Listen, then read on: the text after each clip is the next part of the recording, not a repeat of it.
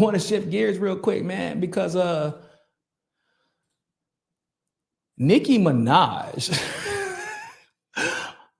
went on Twitter, spoke about the genocide happening against Christians in Nigeria like a good little imperialist puppet.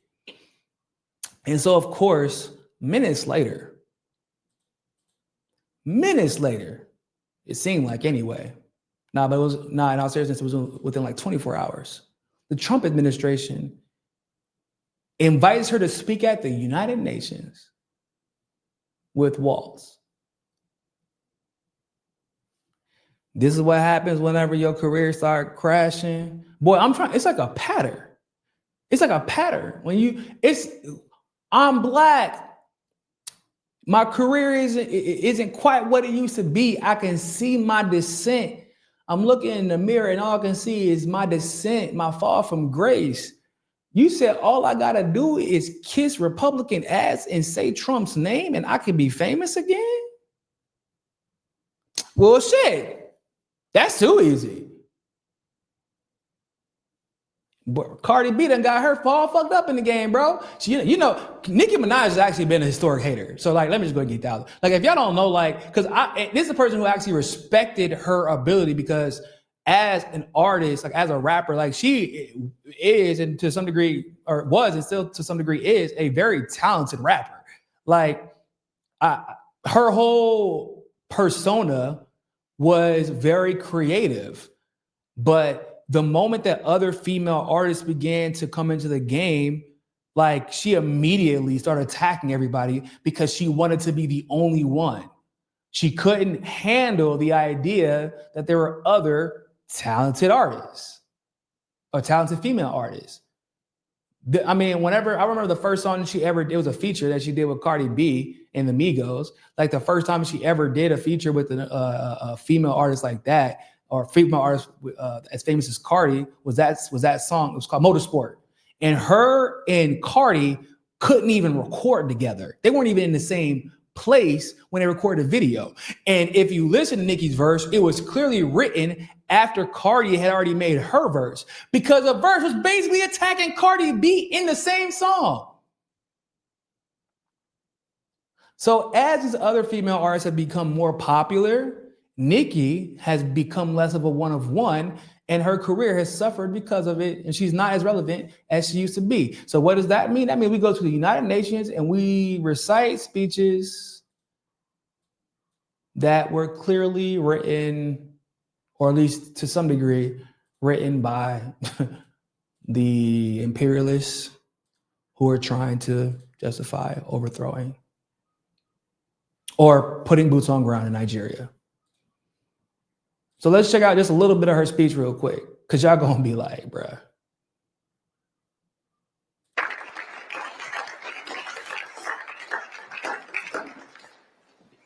Hello, everyone.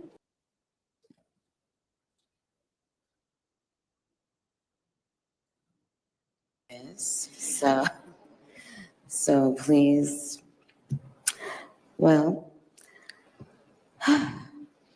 thank you, Ambassador Waltz, for this invitation. It is an honor to stand on this stage with you and the other distinguished speakers here today to shine a spotlight on the deadly threat faced by thousands of Christians in Nigeria. I would like to thank President Trump for prioritizing this issue and for his leadership on the global stage in calling for urgent action to defend Christians in Nigeria, to combat extremism, and to bring a stop to violence against those who simply want to exercise their natural right to freedom of religion or belief.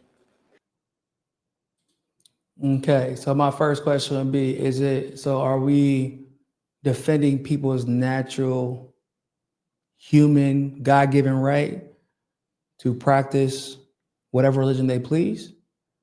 Is that what we're defending? Is that what Trump is trying to defend? Because if that's the case, then I got some bad news for Nicki, because there have actually been more Muslims killed in Nigeria than Christians. and Boko Haram, the ones doing the killing, I don't think that they stopped and was like, hey, man, are you Christian? Do you hang out? You got some Christian friends? Oh, we got to kill you. No, I think that the killing that's happening, there has been beef between Christians and Muslims in Nigeria since at least the 90s. That's not the issue.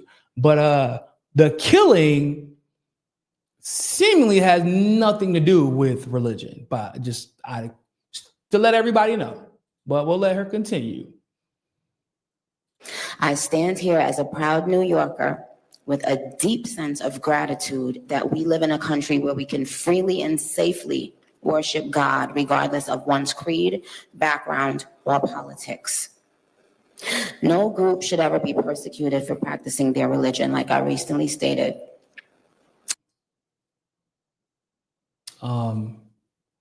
Yeah. What about Muslims? Like you in New York, right? Like we just got to talk about Mamdani. Even though I don't like Mamdani, it was the Trump people, principally Republicans, that have been shitting on him nonstop for no other reason other than being Muslim. But all right. On social media. And also, like, so we're not gonna talk about the fact that Trump didn't care and has not cared that Muslims are getting slaughtered in Nigeria. Okay, all right. Media. And we don't have to share the same beliefs in order for us to respect each other. We're way beyond thinking or expecting or assuming for, the person sitting next to you to have the exact same beliefs. We're beyond that. That's ridiculous. But that shouldn't make one person feel less safe than anyone in any room. Music has taken me around the globe. I have seen how people, no matter their language, culture, or religion, come alive when they hear a song that touches their soul. Religious freedom means we all can sing our faith regardless of who we are, where we live, and what we believe. Who we are, where we live, and what we believe. That's what religious freedom means. Real quick. Do y'all think that Nicki Minaj has literally any idea of the irony of that statement while there's a genocide happening in Palestine? I'm not like, do y'all think that she even knows that there's a genocide happening in Palestine? Because she's like, religious freedom means like, yeah, I know what religious freedom means. But there's an argument that can be made that, like, for example, the reason Palestinians are allowed to be murdered to the tunes of hundreds of thousands, whether it be directly through military engagement, guns, bombs, starvation, et cetera, is not just because they're Muslim, not just because they're Arab, but because the people doing the assaulting, the genocide, are Zionists.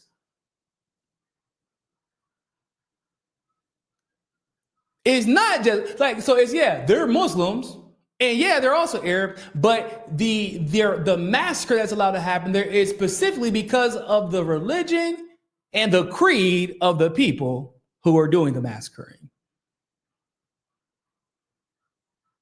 Because even though it might not have been the religion, oh no, actually it could be the religion too. Because like those same people, those same Zionists massacred Christian Palestinians. Those same Zionists targeted the largest Christian church in Palestine, blew it to hell, and Christians had nothing to say about it. Nicki Minaj had nothing to say about it. I mean, you got anything to say about the fact that rabbis actually justified the destruction of Christian churches in Palestine? I mean, hell, rabbis are out there justifying spitting on Christians because they're simply Christians, because they're not Jewish.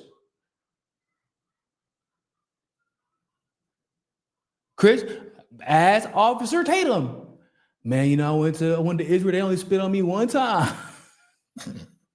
Oh shit! I still never forget that.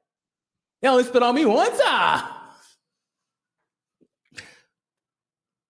So like, why is it? Because whenever those Christian churches were being bombarded over and over again in Palestine, those videos were going viral on X, on TikTok, on Instagram. We were talking about it. They were a big deal. Nicki Minaj was on hush. So Christians and Christians in general have been massacred in Palestine. Like that's not we know that's happened and it's happening. Not just Muslims, but whenever Christians in Nigeria are getting massacred, all of a sudden you care. Or, you know, right around the time that Trump all of a sudden won't stop talking about it and has floated the idea of putting boots on the ground in Nigeria. You know that Christians in the AES countries have been targeted as well by terrorist organizations, also funded, by the way, by the United States. Muslims too. Because it's almost as if those terrorist organizations don't give a damn about your religion. Their goal is to destabilize and kill civilians. And they might go into a church, but they also go into mosques. They go into places where they know civilians are and there are not guns to combat them. And they kill innocent people because that's what they're paid to do.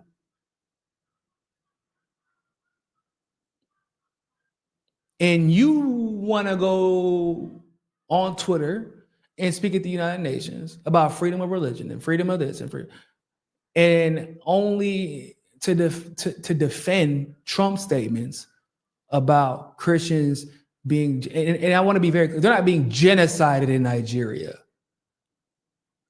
And that would also, because that insinuates that like it is one group being targeted. And it is specifically and only because they're Christians, when that is not the case. It's just not.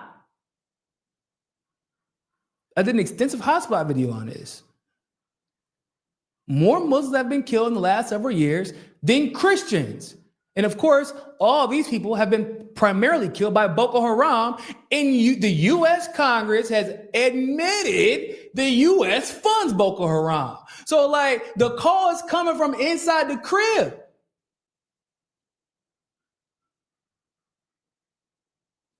And see, this is why you got like these FBAs, these free Black Americans, they be calling people like Nicki Minaj tethers. That's why they be calling y'all tethers. Because y'all be good little puppets for the empire. You are calling for a country of Nigerians, of Black people, of Africans to be invaded. And you don't even realize it because you a dumbass who was just looking for clout.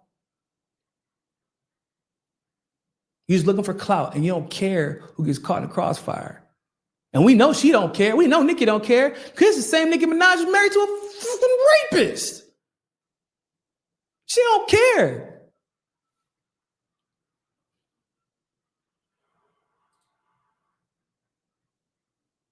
But today, faith is under attack in way too many places.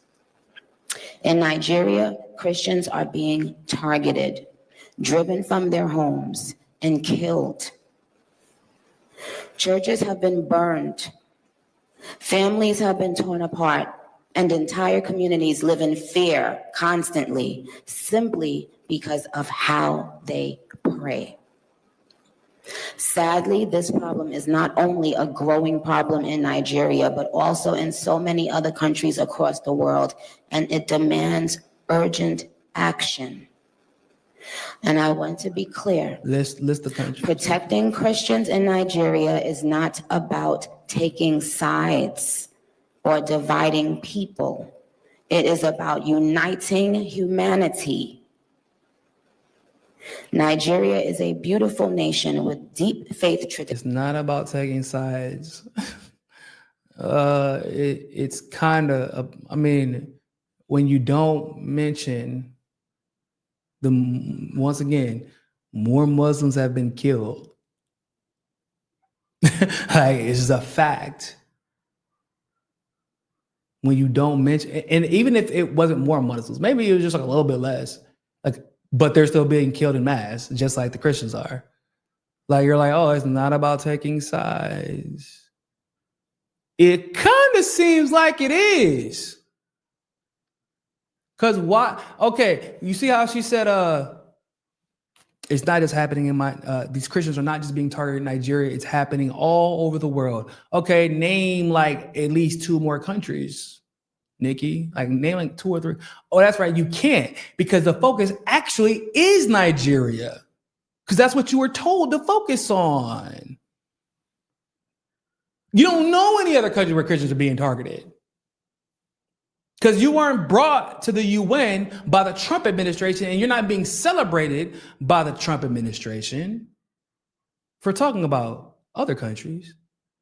You were brought there to convince Black people to support this white Western imperialist administration putting boots on the ground in Nigeria to try and control the region, because the AES is putting foots to ass. That's what's happening. I'm not gonna make y'all listen to the rest of this because this is a bunch more bullshit. But it is, and like but you know, it's getting serious out here. You know, like they are. I need to be able to understand something about Nigeria. One of the most interesting things about this whole situation with Nigeria is the fact that Nigeria's government is a puppet government. It is a U.S. puppet government already. Tinubu, if you even want to call him that, because that's not really his real name, but Tinubu is a Chicago drug lord who was selected by the U.S. to be the president of Nigeria. It's complicated, but that's the gist of it.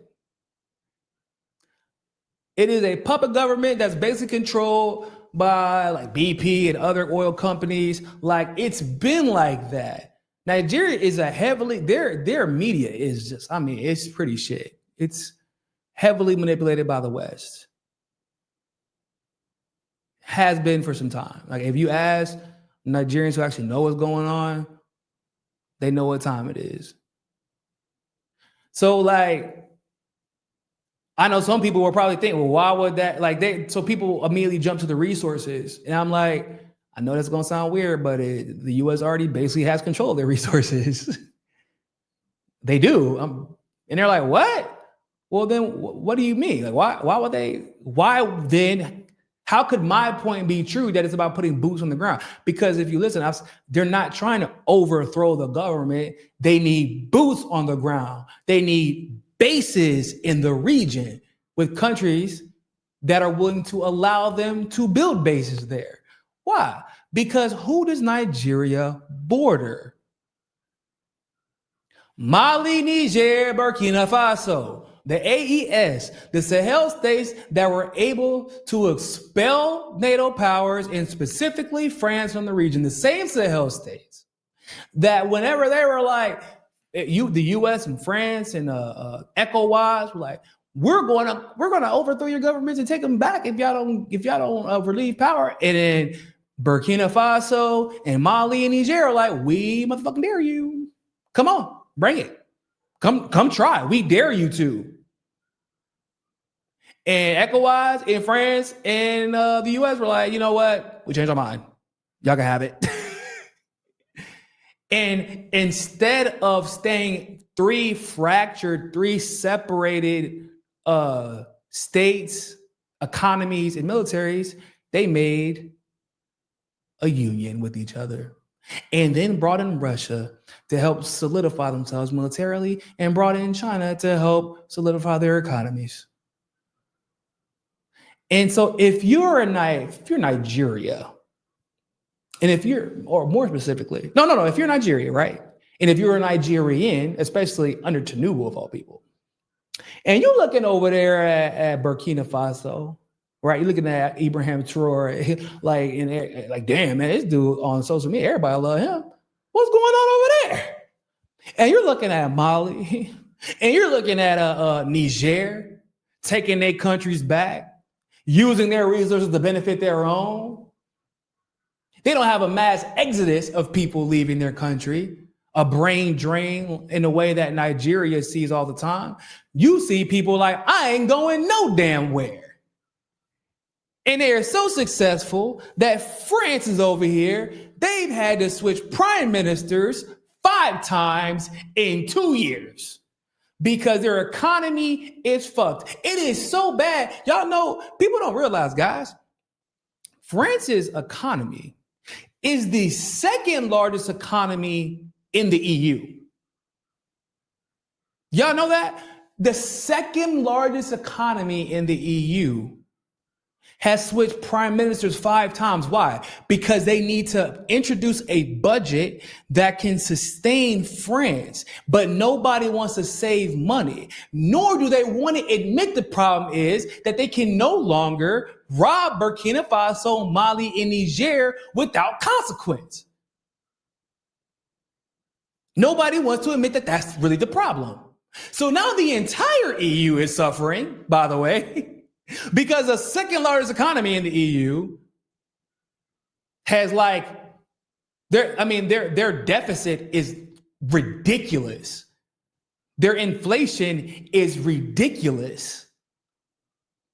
France is collapsing. It is the second largest economy to the second largest Western institution or Western government in the world. So if I'm Nigeria and I'm like looking over there at the AES, I'm thinking to myself, why can't we have that shit? Hey, Tinubu, real quick, let me talk to you. I know you got this partnership with the US and I'm supposed to pretend like I don't know what's really going on. I'm supposed to play stupid, but real talk. Hey, can you do that? I mean, if they got the resources to do it and they didn't have any resources and they were being robbed, pillaged, plundered, they were going, their experience was far worse than ours. Their countries were worse off than ours. And yet they were able to kick out France. And France even and you know it's real because France is cooked and they still can't get back into the AES to take these countries back. So you know it's real. Hey, man, why can't we have that? Do y'all think the United States wants Nigeria to join the AES? Because that's a West African nation, too. You think that they want Nigeria to join the Sahel states? And also, how are you going to get those countries back to help re-legitimize and really solidify the economy of the second largest country, the second largest economy in the EU, the same EU that you need to help fund and fight to maintain your international conglomerates and all the countries that you are currently in control of economically or militarily or otherwise around the world. You can't put bases in Mali anymore or Niger anymore or Burkina Faso. And you don't have anybody who has bases there. And they busting y'all asses. They busting the terrorist asses that you're putting there to overthrow them. Okay. So you put terrorists in Nigeria and you have them give you a reason to have a base in Nigeria. And they have bases in Nigeria. But I'm talking about put boots on the ground, put legitimate military deployments. I ain't talking about no little, I'm talking about real deployments. Like Iraq type shit. And you do what you do in Syria. Because what happened in Syria? They put terrorists in Syria. And then whenever Assad is trying to take them out, they put boots on the ground in Syria, pretend like it was about attacking and getting rid of the terrorists, but it was really about overthrowing Assad. Okay, so go to Libya. They used Chad to send terrorists into Libya whenever Gaddafi tried to fight those terrorists. They said he was attacking his own people, put boots on the ground. NATO got involved, overthrew Gaddafi. So they have to deploy a similar strategy in the situation because there is no other. They are out of options, guys. They are out of options, and the rest of Africa is paying attention. This has nothing to do with Christians. I just want to make that very clear. It has everything to do with France collapsing. This war in Ukraine not helping the situation because Russia done cut off natural gas to the EU. The fact that BP and a lot of these companies that the US and the EU and basically just NATO powers in general are in charge of and reliant on, because if natural gas is cut off and oil is being cut off by Russia into the EU, and what happens when Nigeria says fuck y'all? we going, hey, Tinubu, either you get out or we gonna put you out. And the moment, you gotta understand, guys, the moment the people of Nigeria give the green light, y'all don't think the AES that are now united militarily and have the backing of Russia militarily, y'all don't think they're gonna be like, we got y'all, just say the word. Just say the word and we got y'all, because they can't beat us. And if the US does not get there before that happens, they will lose Nigeria. If the US doesn't get there before that happens, they will lose Nigeria. If the US loses Nigeria, that's basically all of West Africa. I mean, it's not literally all of West Africa, but it's the part of West Africa that matters the most. The EU would be done.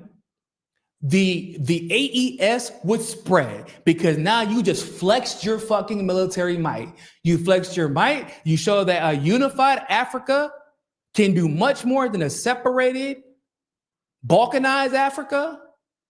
They will start to expect, because y'all know it's harder for African to travel between African countries than it is for a European or American to travel to African countries. Yeah, that shit will be out the window. That's why they're sending the Nicki Minaj out to the world to try and advocate and say that it's a Christian genocide. Nah, bro, that's not happening. That's not what's happening.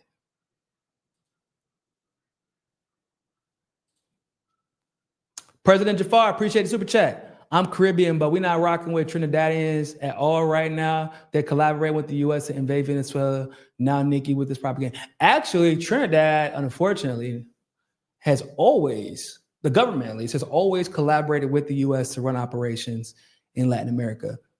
Special forces in SOCOM, or Southcom, excuse me. SOCOM, I think about SOCO, the Drake. But Southcom has always operated out of Trinidad. They launched from Trinidad to overthrow Grenada, actually. Bishop, what's his name? Maurice Bishop? Yeah, they launched out of Trinidad to overthrow Maurice Bishop. It's always been a problem. Trinidad has always cooperated with the US. But yeah, man, isn't that crazy? Like, all this for clout, bro? All this for clout. You gonna and this is who Nicki is, by the way. So I just want to be clear about that this is who Nicki is. This does not surprise me in the slightest. Like, this is who she is, who's always, and this isn't the first time that she's like basically sucked up and kissed Republican ass to try and go viral. This isn't the first time. So, but now she's going to end up looking like a dumbass. But and don't get it, like, she's getting roasted low key on Twitter. Everybody, like, for real. There's some people who are roasting her just. I don't care. Like, it's not the Trump angle that I'm most concerned with. Like, I know that she's kissing his ass specifically because of the clout of this, but like, it's you're pushing. Like, I don't know if she knows it, but people are telling her you are advocating for Donald Trump to invade another country. And you are not even aware of why you're advocating for it. You think that you're aware, but like, you're really not. And like, if Trump was like, I'm going to this country, I'm going to Nigeria, I'm going to attack I'm going to protect Christians by attacking X group. Okay, Nicki, who is he going to attack? Who? Name the people. The government? No, that's his government. They put them in power. The Nigerian military? No, that's their military. Who?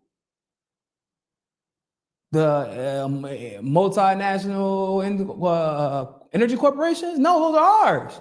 Who are they going to attack? Boko Haram? Yeah, right.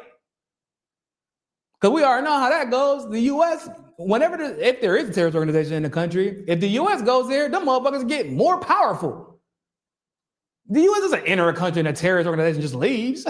The U.S. enters a country and a terrorist organization spreads. And there's probably going to be a couple of offshoots. There's going to be Boko Haram Part A, Boko Haram Part B, and Boko Haram Part C. And all of a sudden, that's going to lead to an excuse to be in Mali. And it's going to lead to an excuse to be in Niger. It's going to lead to an excuse to be in Burkina Faso. And I wish y'all luck, because you're going to need it. Because if y'all don't think that those three countries are ready and willing to put foots in ass, okay, ask France. There is a reason France is like, deuces. Not once, not twice, but 3 times.